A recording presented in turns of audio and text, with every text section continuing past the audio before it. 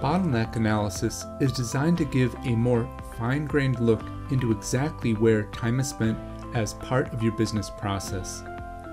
As opposed to the high-level duration metric, which gives you an idea of start to end times, Bottleneck is designed to give you a look more from a transitional or task perspective. There are a few different ways of calculating time in this module, and you can bring these up via the drop-down box here at the top. We can calculate time as the amount of time that it takes us to go from one event to any subsequent event. And you can see your events listed here along the left. How long does it take me to go from any one of these events to any next step? Or on the flip side of that, I can look at it from any prior event up until any given event. So, how long does it take us to go from a specific event to my event? If I have a second timestamp, for example, an end date time in my dataset, I could define my start and end time there. Or we can have the tool group together specific events, and we can have a look at the exact amount of time that it takes us to go from any one step to another. And so you can see here our event groupings along the left. The most commonly executed event sequence is going from a processor being assigned here, in this use case, to a verification stage.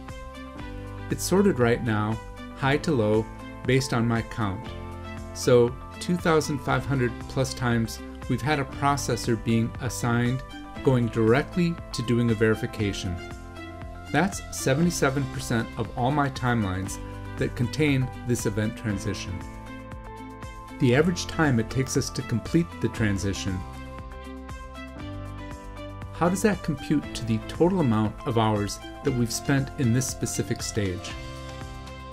And then as a percentage of all the time that we've spent in these business processes, what percentage of it was spent at any given point in this process?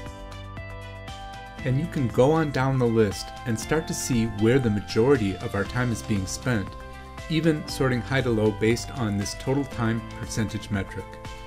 And right now I've got a stacked ranking of my most costly event transitions from a time perspective. And if we're looking at optimization automation possibilities, we might want to start with those that are taking us the longest to complete, returning hours to the business, if you will.